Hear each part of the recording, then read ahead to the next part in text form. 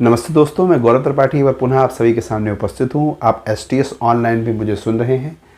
जैसा कि आप में से बहुत से बच्चे जो मेरे चैनल पर कंटिन्यू बने हुए हैं वो जानते हैं कि मेरे द्वारा भारतीय राज्य व्यवस्था की श्रृंखला चलाई जा रही है वर्तमान में, और काफ़ी सारे वीडियोस प्रारंभ से डाले जा चुके हैं। वर्तमान में हम मूल अधिकारों पर चर्चा कर रहे हैं और मूल अधिकारों पर भी मेरे द्वारा 3 वीडियोस बनाए जा चुके हैं। पहला वीडियो समानता के अधिकार से संबंधित है, दूसरा स्वतंत्रता के अधिकार से। ये सब पड़े हुए हैं, सारे वीडियोस के लिंक्स मैं शेयर करूंगा इस वीडियो में। तीसरे वीडियो में हमने बचे हुए सारे अधिकारों पर चर्चा करी है, और जो अनुच्छेद 32 है, जो संवैधानिक उपचारों का अधिकार है, उसको अलग से विशेषतः समझने की आवश्यकता है कि वही अनुच्छेद है जिसके विषय में डॉक्टर भीमराव अंबेडकर जी ने कहा है कि ये संविधान की आत्मा है, सिर्फ एक अनुच्छेद नहीं है, आत्मा है। तो उसी श्रृंखला को आगे बढ़ाते हुए सबसे पहले मैं यहाँ दोबारा बताना चाहता हूँ आपको, जैसा कि मैंने आपको बताया भी, कि सारे अधिकारों, सारे मूल अधिकारों, सारे मौलिक अधिकारों के विषय में 3 वीडियोस बनाए गए हैं। क्रमबद्ध मैं उनके लिंक्स शेयर करूंगा, आप उनको जाके देखें। चलिए आइए, आज आपके सामने कुछ यहाँ 5 शब्द लिखे हुए हैं। तो मैंने आपको अपने तीसरे लेक्चर में, मूल अधिकार के तीसरे लेक्चर में बताया भी है कि मूल अधिकार के अनुच्छेद 32 में कुल 5 रिटों का विवरण दिया गया है। जैसा कि आपको मैंने बताया कि अनुच्छेद 32 एक प्रकार से मूल अधिकारों के संरक्षक का काम करती है, यानी कि अनुच्छेद 32 के तहत सुप्रीम कोर्ट को और अनुच्छेद 226 के तहत हाई कोर्ट्स को ये पावर देती है कि वो रिट्स जारी कर सकती हैं। तो कई बार इन रिट्स से प्रश्न आते हैं। इन रिट्स से प्रश्न आने का एक बहुत बड़ा कारण यह भी है क्योंकि इनके अर्थों में इतने मतभेद होते हैं बच्चों में, बच्चे बहुत ही सरलता से इनको समझ ही नहीं पाते और कई बार गलत कर देते हैं। जैसा कि आप नाम ही देख रहे हैं, प्रतिषेध, उत्प्रेषण, अधिकार, पृच्छा। तो सर्वप्रथम तो वे नाम ही याद नहीं कर पाते, अगर नाम याद हो भी जाते हैं तो इनके अर्थ नहीं समझ पाते, और इतना कभी कभी सामान्यतः भी पूछ देता है। क्रिटिकल में तो आप झूल ही जाएंगे, बहुत सामान्य स्तर से भी एग्जामिनर पूछता है और आप वहाँ भी झूला झूल जाते हैं। तो मूल अधिकार में आपको तो सारे मूल अधिकार पढ़ने की आवश्यकता ही है, पढ़ते ही हैं, मेरे द्वारा पढ़ाए ही गए, लेकिन ये 5 रिट आपको विशेषता पढ़ने की आवश्यकता है। चलिए मैं प्रकाश डालता हूं। तो सबसे पहले, जैसा कि मेरे द्वारा पहले बताया भी गया, पुनः भी आपको बता रहा हूं, सुप्रीम कोर्ट और हाई कोर्ट के द्वारा ये 5 रिट जारी की जाती हैं। किन अनुच्छेदों के तहत? अनुच्छेद 32 के तहत सुप्रीम कोर्ट के द्वारा और अनुच्छेद 226 के तहत हाई कोर्ट के द्वारा। इनके नाम ध्यान से देखिए: बंदी प्रत्यक्षीकरण, परमादेश, अधिकार पृच्छा, प्रतिषेध और उत्प्रेषण। कब जारी की जाती है? यदि किसी भी संस्था के द्वारा या किसी भी अनुच्छेद 12 में वर्णित राज्य शब्द की कैटेगरी में आने वाली किसी भी व्यक्ति विशेष या संस्था विशेष के द्वारा आपके किसी भी मूल अधिकार का उल्लंघन हो रहा है या आपके मूल अधिकार का हनन हो रहा है, तो आपको यह राइट है कि आप सुप्रीम कोर्ट में या हाई कोर्ट में जा सकते हैं। और ऐसी स्थिति में सुप्रीम कोर्ट और हाई कोर्ट ये 5 रिट्स जारी करती हैं। क्या होती है? बिंदुवार पढ़ते हैं। बंदी प्रत्यक्षीकरण, इनके अंग्रेजी में नाम मैंने इसलिए लिख दिए हैं क्योंकि कुछ परीक्षाओं में इनके अंग्रेजी के नाम देके पूछता है और आप सिर्फ हिंदी के नाम पढ़ के जाते हैं। तो बंदी प्रत्यक्षीकरण, हार्वियस कार्पस, परमादेश, मैंडेमस, अधिकार पृच्छा, क्यो वारंटो, प्रतिषेध, प्रोविजन और उत्प्रेषण, कोरियो रेरी। ठीक है, तो इनके नाम आप अंग्रेजी में पढ़ें। अब एक एक को हम समझते हैं। बंदी प्रत्यक्षीकरण, देखिए इनके नाम तो लगभग प्रत्येक बच्चा याद ही कर लेता है, समस्या इनके अंदर के मसाले की आती है। तो आज के वीडियो के बाद ये समस्या भी खत्म है। बहुत ध्यान से बिना स्किप किए हुए वर्ड टू वर्ड मेरा सुनिए, क्योंकि बहुत कुछ इसमें मैं लिखता नहीं हूं, इसमें लिखता तो आपके नोट्स के पर्पज से हूं, लेकिन बहुत कुछ बोलता भी हूं, उसे ध्यान से सुनिए। बंदी प्रत्यक्षीकरण, अब आपको नाम से ही लग रहा है, प्रत्यक्ष का मतलब होता है बिल्कुल जीवंत, और बंदी का मतलब जो आदि बंदी हो, गिरफ्तार हुआ हो। तो ध्यान दीजिए, आपने अनुच्छेद 20 पढ़ा, अनुच्छेद 21 पढ़ा, अनुच्छेद 22 पढ़ा। अनुच्छेद 21 में मैंने आपको बताया कि प्राण एवं देह की स्वतंत्रता है। अनुच्छेद 20 में आपने अपराध के दोष सिद्ध के संरक्षण में पढ़ा, और अनुच्छेद 22, पुनः ध्यान दीजिए, अनुच्छेद 22 में क्या पढ़ा है आपने कि बंदी बनाए गए व्यक्ति के हितों का संरक्षण। जो व्यक्ति बंदी बनाया जाता है या गिरफ्तार किया जाता है, तो अगर कोई गिरफ्तार व्यक्ति है उसको 24 घंटे के अंदर न्यायालय के समक्ष प्रस्तुत करना, ये आपका राइट है। It is your fundamental right कि अगर कोई आपको बंदी बनाता है, कोई दरोगा, कोई कांस्टेबल आपको पकड़ के ले जाता है, तो 24 घंटे के अंदर आपको बंदी बनाने के 24 घंटे के अंदर आपको न्यायालय में प्रस्तुत करे। अब आप तो हैं अंदर, आपको तो पटे पड़ रहे हैं, आपको पकड़ लिया है, या आपको नहीं, मुझे पकड़ लिया है, मुझे अंदर है और मेरे पटे पड़ रहे हैं और गाली फकड़ी मेरे साथ करी जा रही है और शोषण किया जा रहा है, क्योंकि वहां आपकी पूजा तो होगी नहीं दमादों की तरह, वहां तो आपकी कायदे से पूजा होगी। तो उस कायदे से पूजा में आप तो अंदर हैं, फिर इस अधिकार का प्रयोग कैसे करेंगे? तो आपको जो शुभचिंतक हैं, आपके माता पिता हैं, रिश्तेदार हैं, वो कोर्ट पहुंच जाएं और जो दरोगा जी आपको लेके आए हैं उन दरोगा जी के ऊपर इस बंदी प्रत्यक्षीकरण के तहत जो है मुकदमा ठोके जाके, और जैसे ही आपके रिश्तेदार या आपके माता पिता वहां जाके याची बन के जाएंगे और कहेंगे कि हमारे कैंडिडेट को जो है वो 24 घंटे से अधिक रोक लिया गया है और 6-6 दिन से रुका हुआ है, न्यायालय भी नहीं पेश किया जा रहा है, एकदम वहाँ एक डिपार्टमेंट बना हुआ है सुप्रीम कोर्ट में, हाई कोर्ट में, एकदम वो खट खट खट लेटर टाइप करेगा और भेजेगा, और दरोगा जी आराम से घर बैठे हुए हैं, अपना चाय नाश्ता कर रहे हैं या अपने थाने में बैठे हुए हैं, और फर्र से एक फैक्स आया उनके नाम पे रवन्ना, और उसमें लिखा हुआ है कि अनुच्छेद 32 के तहत आपके द्वारा फलाना आदमी के मूल अधिकारों का उल्लंघन किया गया है और आप आइए कटघरे में। तो उनने आपको तो बाद में छोड़ा या हमें तो बाद में छोड़ा, हमारी आपकी न्यायालय में पेशी तो बाद में करी, उनकी स्वयं की पेशी का इंतजाम हो जाता है। कौन करता है? अनुच्छेद 32 के अंतर्गत ये बंदी प्रत्यक्षीकरण का जो आपका अधिकार है। मोटे शब्दों में आप कहिए और समझिए, 24 घंटे के अंदर बंदी को न्यायालय के समक्ष प्रस्तुत करना है, ये आपका एक मूल अधिकार है। यदि इसके हनन की स्थिति उत्पन्न होती है तो आप बंदी प्रत्यक्षीकरण की रिट जारी करवा सकते हैं, सुप्रीम कोर्ट से भी और हाई कोर्ट से भी। गिरफ्तार करने का तरीका भी गैर कानूनी और असंवैधानिक नहीं होना चाहिए, असंतोषजनक नहीं होना चाहिए। ठीक है, आपने देखा होगा, सुना भी होगा कि महिलाओं को रात में गिरफ्तार नहीं किया जाता, तो वो कहां से चीजें उठाई जाती हैं? यहां से। ये उनका मूल अधिकार है। व्यक्तिगत स्वतंत्रता की सबसे बड़ी रिट है, ये भी व्यक्तिगत स्वतंत्रता की है, ये भी है, ये भी है, लेकिन व्यक्तिगत स्वतंत्रता की सबसे बड़ी रिट के रूप में बंदी प्रत्यक्षीकरण को माना जाता है। क्यों? क्योंकि बंदी प्रत्यक्षीकरण ही वो रिट है जिसमें न्यायालय शरीर मांगता है कि हमको शरीर चाहिए। भाई आप शब्द से ही अर्थ निकालिए, बंदी प्रत्यक्षीकरण, बंदी को प्रत्यक्ष रूप से लाइए, बातें ना करिए हमसे।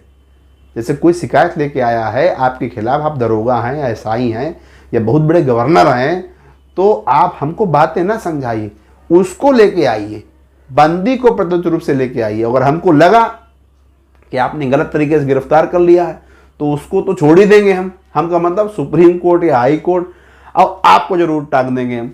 तो ये कहता है बंदी प्रत्यक्षीकरण, हमें शरीर चाहिए। इसे याद रखिए, हार्वेस कार्पस, इसका अंग्रेजी में नाम याद रखिए, बंदी प्रत्यक्षीकरण नंबर 1। नंबर 2, परमादेश। परमादेश में ही अपने आप में एक फीलिंग आती है, परम आदेश, परमात्मा, परम परमेश्वर। तो परमादेश से आपको इस प्रकार की फीलिंग आएगी। बस ये फीलिंग अगर आपके अंदर आ रही है तो आप समझ जाइए कि परमादेश आप समझ चुके हैं। परमादेश का मतलब होता है कोई विशेष आदेश, और कोई विशेष आदेश के लिए हम आदेश देते हैं का शब्द प्रयोग करते हैं। कौन आदेश देता है? सुप्रीम कोर्ट आदेश देती है, हाई कोर्ट आदेश देती है। अब देखिए है क्या, कोई सरकारी कर्मचारी अपने दायित्वों का पालन नहीं करता है और आपके मूल अधिकार प्रभावित होते हैं, वहां पर यह प्रभावी होगा। अब इसका मतलब क्या है? देखो, उदाहरण जब तक नहीं समझेंगे ना तब तक सब जूल टाइप का होगा। सरकारी कर्मचारी ऑफिस में गया, बैठा हुआ है वहां टांगे फैला है। सरकारी कर्मचारी स्कूल में गया, वहां या तो खैनी खा रहा है, ऐसे खैनी मल के खा रहा है, या औरतें बैठ के स्वेटर बुन रही हैं। तो मास्टर तो बच्चों को पढ़ा नहीं रहा है। एक उदाहरण के रूप में कह रहा हूं, बहुत सारे मास्टर भी इसे देखेंगे या देख रहे होंगे, वह अपने ऊपर ना ले। जो मास्टर बच्चों को नहीं पढ़ाता है तो उनके माँ बाप प्रथमता तो इतने अवेयर नहीं है, लेकिन अगर अवेयर हैं तो अनुच्छेद 21 का के आधार पर उनके बच्चों को मूल अधिकार प्राप्त है शिक्षा का, और उस अनुच्छेद 21 का में वर्णित मूल अधिकार शिक्षा के बाधित कर रहा है कौन? मास्टर। तो अनुच्छेद 32 उस पर कील ठोक के कहेगा कि तुम क्यों कर रहे हो जो तुमको पढ़ाना चाहिए। तो जो जागरूक लोग हैं वो यदि कोर्ट चले जाएं और कहें कि हमारे बच्चे का मूल अधिकार का हनन किया जा रहा है, और इस संबंधित कर्मचारी या इस संबंधित टीचर के द्वारा या कलेक्ट्रेट जजी में बैठे हुए कर्मचारी के द्वारा जो काम मेरा 2 दिन में होना चाहिए वो 10 दिन में भी नहीं किया जा रहा है, तो ऐसी स्थितियों में व्यवहारिक रूप से आपको देखने में सुनने में कम मिलता है, लेकिन संवैधानिक प्रावधान के आधार पे परमादेश का राइट है आपके पास। आप जाएंगे, सुप्रीम कोर्ट ठोक देगा फलाना आदमी के ऊपर कि भैया क्यों नहीं अपने दायित्वों का निर्वहन कर रहे हो। तो मोटी बात याद रखिए कि कोई भी कर्मचारी, सार्वजनिक कर्मचारी अपने दायित्वों का निर्वहन यदि नहीं करता है, पालन नहीं करता है, जिम्मेदारी से काम नहीं करता है जिसके लिए उसको नियुक्त किया गया है, जो काम उसको आवंटित किया गया है, तो परमादेश जारी किया जा सकता है। किसके द्वारा? सुप्रीम कोर्ट और हाई कोर्ट दोनों के द्वारा। अनुच्छेद में बार बार बोलता हूं, याद रखिए, अनुच्छेद 32 के तहत सुप्रीम कोर्ट के द्वारा, अनुच्छेद 226 के तहत हाई कोर्ट के द्वारा। राष्ट्रपति और राज्यपाल, ये दो पद ऐसे हैं, इससे बहुत विशेष ध्यान रखिए, इन दो पदों पे ये अलाउ नहीं होता। राष्ट्रपति और राज्यपाल ये दो ऐसे महानुभाव हैं, दो ऐसी शख्सियत हैं जिन पे ये परमादेश लागू नहीं होगा। तो हमने दो पढ़े, बंदी प्रत्यक्षीकरण, भैया हमें पूरा शरीर चाहिए, हमारे पास बंदा लाओ, हम पूछेंगे कि इसके साथ क्या हुआ है। परमादेश, कोई कर्मचारी, सरकारी कर्मचारी, कोई भी सार्वजनिक अधिकारी या कर्मचारी जो अपने दायित्वों का निर्वहन नहीं करता है, उसके ऊपर हम ये झमेला डाल देंगे कि वो क्यों नहीं कर रहा। आइए नंबर 3, अधिकार परीक्षा। अधिकार परीक्षा सुनते ही आपके दिमाग में घंटी बजनी चाहिए, किस अधिकार से। अधिकार परीक्षा जब भी आप सुने, आपके दिमाग में घंटी बजे, भैया किस अधिकार से, तो किसके किस अधिकार से की बात हो रही है। कोई भी व्यक्ति अगर ऐसे पद पे नियुक्त हो गया है जिसके लायक नहीं है, मान लीजिए कहीं एक सीट है या 2 सीट है, 3-4 लोग फाइट में हैं, आप भी हैं, आपको पता है कि इसने गलत तरीके से नौकरी पाई है, या आप फाइट में नहीं भी हैं, आपको वैसे भी सार्वजनिक रूप से पता है कि कोई व्यक्ति गलत तरीके से नौकरी पाया है, आप उस व्यक्ति की न्यायालय में सीधे शिकायत कर सकते हैं। किस अनुच्छेद के तहत? अनुच्छेद 32 और 226 के तहत। कैसे करेंगे आप कहेंगे कि फलाना आदमी इसके लायक नहीं था, इसके पास वो अर्हताएं नहीं थी, इसके पास वो योग्यताएं नहीं थी, और वहां पे सीधे कोर्ट आदेश करेगा, अधिकार परीक्षा, संबंधित व्यक्ति को तलब करेगा और पूछेगा कि भैया किस अधिकार से नौकरी पा गए हो, किस अधिकार से नियुक्त हो गए हो, इस लायक हो। तो कोई व्यक्ति ऐसे पद पर नियुक्त हो गया है जिस पर उसका अधिकार नहीं है, वहां पे लागू होगा और उसके विरुद्ध संवैधानिक कार्रवाई करी जाएगी। कौन सा? अधिकार परीक्षा। अधिकार परीक्षा जैसे ही सुने एकदम घंटी बजनी चाहिए, किस अधिकार से, कौन से अधिकार से। प्रतिषेध। प्रतिषेध का मतलब ही अपने आप में एक तरीके का निषेध। आप देखिए, निषेध कहें या प्रतिषेध कहें, एक ही चीज है। निषेध का मतलब टू स्टॉप, रोकना, किसी चीज को रोक देना। अब देखिए यहां पे कंफ्यूजन क्या है, जो सबसे बड़ा कंफ्यूजन इस 5 रिटों में है वो प्रतिषेध और उत्प्रेषण में है। इन्हीं दो में कंफ्यूजन रहता है बच्चों को। लेकिन दो चीजें अगर आपको अच्छे से पता है तो कंफ्यूजन की कोई स्थिति ही नहीं है। आज के बाद कभी कंफ्यूजन आपको इस विषय में नहीं रहेगा। क्या? इन दोनों के अर्थ पता होगा आपको, बस। भाई अर्थ ही तो नहीं समझ पाते हैं आप। परमादेश में तो कुछ कुछ फीलिंग निकाल लेते हैं, आदेश, कोई आदेश दे रहा है। अधिकार परीक्षा में भी निकाल लेते हैं कि कुछ अधिकार की बातें हो रही हैं। और बंदी प्रत्यक्षीकरण तो खैर स्पष्ट समझ में आता है। लेकिन इन दो शब्दों में सड़ा बवाल है, पूरा खिच्चू ही इन 2 शब्दों में है, और यहीं पे बच्चे गोच खाते हैं। प्रतिषेध को कहते हैं प्रोहिबिशन। अब देखिए इसको समझना कितना आसान है, ये कठिन लगता है आप लोगों को, लेकिन इसको समझना कितना आसान है। कैसे आसान है? उदाहरणों का अभाव है आपके पास। चलिए हम आपको उदाहरण देते हैं, और ऐसा उदाहरण देंगे कि आप बाकी के तो भूल सकते हैं लेकिन ये नहीं भूलेंगे, आप कभी भी प्रतिषेध नहीं भूलेंगे। चलिए आइए, प्रतिषेध तो कहते हैं प्रोहिबिशन। मैंने आपको समझाया प्रतिषेध का मतलब प्रोहिबिशन, रोक देना। अब इसको समझना कैसे है? आपने देखा होगा विगत कुछ वर्षों से, बहुत पहले तो नहीं जाना है, लेकिन विगत 5-6 साल से, 7 साल से एक ट्रेडिशन चल गया है। सामान्य बातचीत में ये विषय कई बार उठाया जाता है कि लगभग ऐसी कोई सरकारी या स्पेशली राज्य स्तरीय सरकारी नौकरी नहीं है जो बिना कोर्ट कचहरी के घूमे फिरे पूरी ना हो। कुछ तो नौकरियां 6-6 साल, 8-8 साल तक चलती रहती हैं, लगती ही नहीं है, कोर्ट कचहरियों में चलती रहती हैं। इस मसले को कभी जानने का प्रयास किया, ये होता क्या है? कई नौकरियां, विशेषतः शिक्षा विभाग से जुड़ी हुई नौकरियां, अक्सर आप देखते होंगे कि विज्ञापन निकला, विज्ञापन निकलने के 8-10 दिन बाद कुछ लोग चले गए और सरकार के खिलाफ कुछ लोग गए और कोर्ट ने स्टे लगा दिया। तो कोर्ट स्टे क्यों लगा देता है? सबसे पहले तो यहाँ ये समझिए कि कोर्ट जो स्टे लगा देता है, रोक लगा देता है, भर्ती पे तात्कालिक रोक लगा देता है, वो तात्कालिक रोक ही प्रतिषेध कहलाता है। पहले तो ये समझिए। दूसरा, लोग किस बात को लेके जाते हैं कोर्ट में? लोग ये बात कहने जाते हैं कि भैया फलाना फलाना लाइन में विज्ञापन के इस अनुच्छेद में या विज्ञापन के इस प्रावधान में मेरे इस मूल अधिकार का हनन हो रहा है, मेरे इस मूल अधिकार का हनन हो रहा है, मुझको ये राइट टू इक्वलिटी दिया गया है, इसका हनन हो रहा है, राइट टू फ्रीडम दिया गया है, इसका हनन हो रहा है। तो किसी व्यक्ति के किसी भी प्रकार के मूल अधिकार का हनन जो होता है, वो 14 हो, 15 हो, 16 हो, या कोई भी मूल अधिकार हो, उसके अंतर्गत लोग जाते हैं कोर्ट में। और कोर्ट क्या करती है? अब कोर्ट एकदम, जैसे लोग गए और लोगों ने कहा कि कल से काउंसलिंग है, परसों से काउंसलिंग है, आज पहुंचे और परसों से काउंसलिंग है। तो कोर्ट के पास इतना समय तो है नहीं कि वो व्यापक जांच कर सके। तो कोर्ट कहती है ठीक है, चुप्पा सबसे पहले बैठ जाओ, आप चुप्पा पहले बैठो। चुप्पा बैठने से मतलब है हम लगा दे रहे हैं स्टे और ये प्रक्रिया कर दे रहे हैं सब बंद, और फिर हम हल्के हल्के इसकी सुनवाई करेंगे और देखेंगे और जांचेंगे। तो ये जो स्टे होता है, to stop, to stay, to stop, रोक देना, यानी कि कोई भी ऐसा काम, कोई भी ऐसी विधि, कोई भी ऐसी योजना सरकार के द्वारा चलाई जाती है, कोई भी ऐसी विषय वस्तु आपके समझ सरकार द्वारा लाई जाती है जिसमें आपको लगे, एक नियुक्ति का तो मैंने उदाहरण दिया आपको, जिसमें आपको लगे कि आपके मूल अधिकार का हनन हो रहा है, तो ऐसी स्थिति में जब आप जाते हैं और कोर्ट को लगता है कि आपकी ये याचिका प्रतिषेध के अंतर्गत आती है और मुझको तत्काल कार्रवाई करनी है, इसमें तत्काल इस पर रोक लगानी है, तो ऐसी स्थिति में कोर्ट क्या करती है? प्रतिषेध कर देती है और रोक लगा देती है।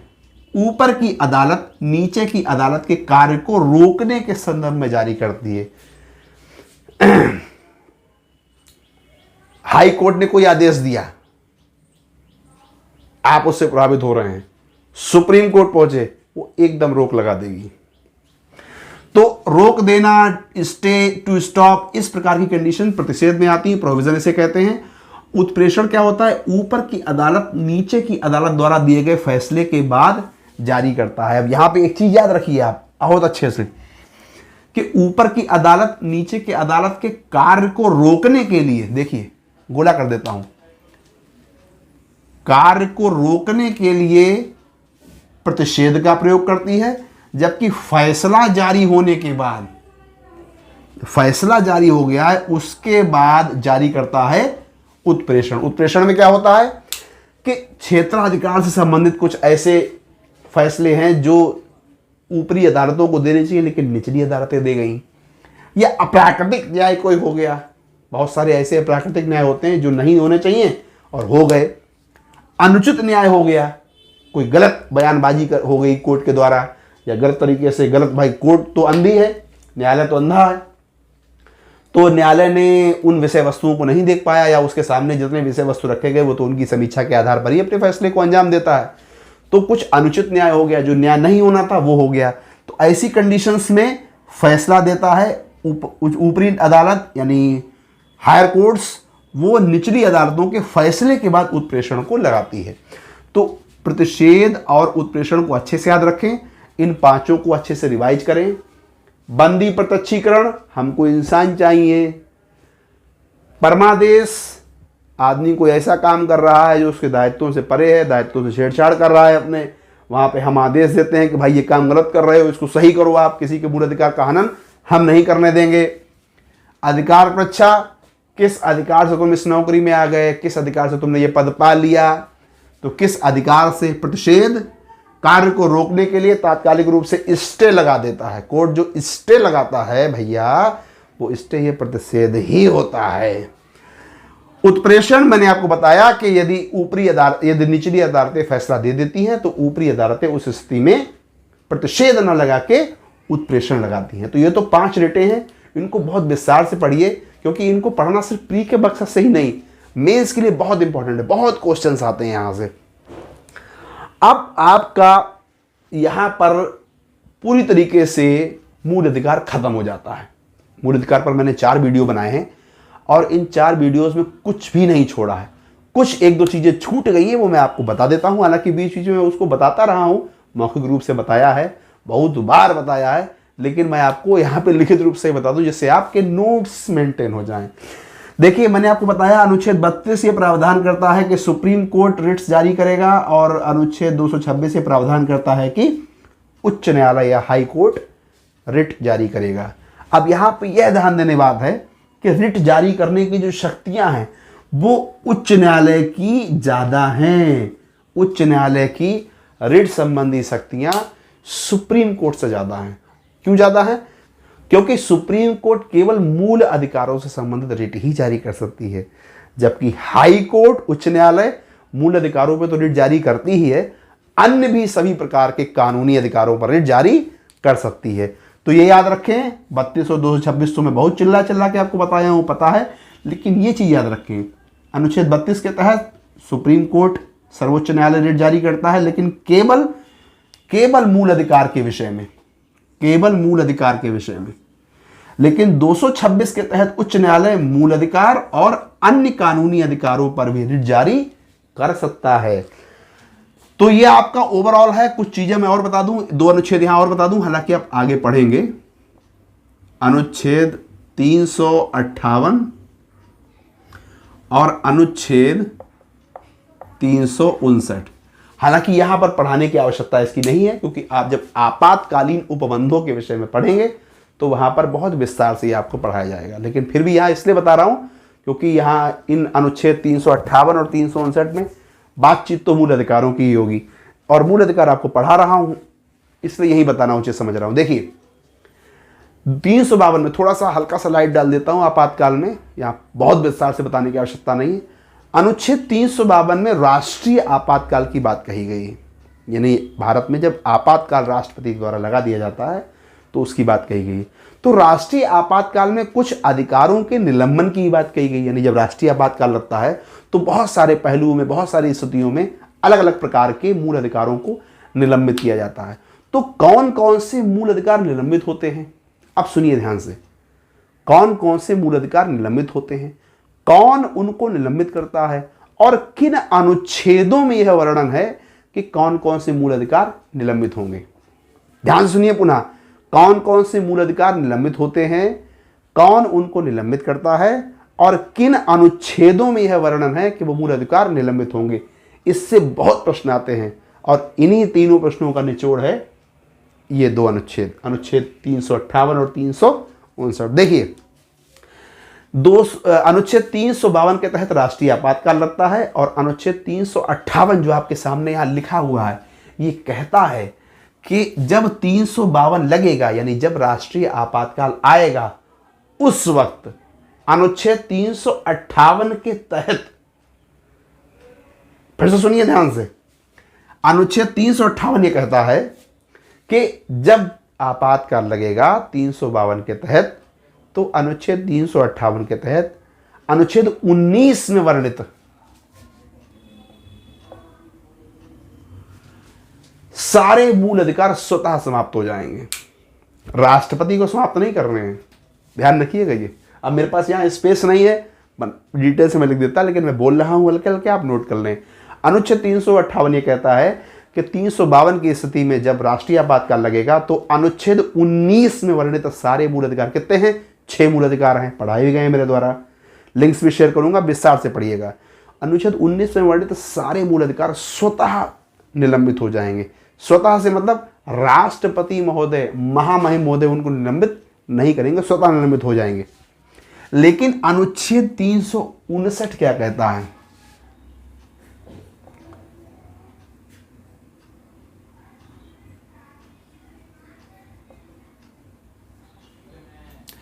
तो अनुच्छेद 359 क्या कहता है, 359 ये कहता है कि राष्ट्रपति को यह अधिकार है कि वो अनुच्छेद 20 और 21 को छोड़कर, ध्यान दीजिए, अनुच्छेद 20 और 21 को छोड़ के अन्य मूल अधिकारों को स्थगित कर सकता है। यानी ये 2 मूल अधिकार किसी भी स्थिति में निलंबित नहीं होंगे, किसी भी स्थिति में निलंबित नहीं होंगे।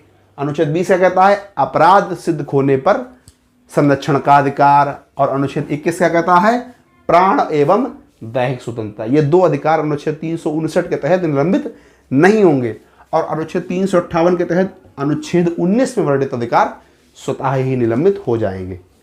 बहुत विस्तार से ये इसलिए नहीं बताया आपको कि आप आगे आपातकालीन उपबंध में ये सब पढ़ेंगे, लेकिन लाइटली बताया इसलिए क्योंकि ये दोनों अनुच्छेद यानी कि अनुच्छेद 358 और 359 यहाँ तो नहीं है, लेकिन संबंधित मूल अधिकार से ही है। तो मित्रों, मूल अधिकार के विषय में मुझे नहीं लगता कि मैंने कुछ भी छोड़ा है, इसीलिए मैंने आपको एक लेक्चर यानी 20-25 मिनट में ना पढ़ा के 4 लेक्चर्स बनाए हैं। चारों लेक्चर्स आपके 20 मिनट, 22 मिनट, 25 मिनट के हैं। लगभग 100 से 120 मिनट यानी लगभग 2 घंटे आपको देना है। लेकिन मेरा वादा है, आपको किसी भी पुस्तक को पढ़ने की आवश्यकता नहीं है। नोट्स के फॉर्मेट में मैंने आपको पढ़ाया है। आपने अगर नोट किया है, अगर नहीं किया है तो आप इसको नोट करें, 1 से 2 रिवीजन मारें और ऑब्जेक्टिव्स जरूर लगाएं। कुछ भी आप छोड़ सकते हैं, मूल अधिकार को नहीं छोड़ सकते। मूल अधिकार अपने आप में 3 से 4 क्वेश्चन की गारंटी है और आपको एक अजीब सा कॉन्फिडेंस आता है। जब आप मूल अधिकार अच्छे से पढ़ लेते हैं तो आपके अंदर एक कॉन्फिडेंस डेवलप होता है कि हाँ, अब मुझे राज्य व्यवस्था में बहुत इंटरेस्ट आ रहा है। तो चलिए, मूल अधिकार आज चैप्टर फिनिश हो गया। अब बहुत जल्दी हम अगले चैप्टर यानी कि राज्य के नीति निर्देशक तत्व भाग 4 के साथ आपके सामने उपस्थित होंगे। तब तक पढ़े रहिए मन लगा के। नमस्कार, धन्यवाद।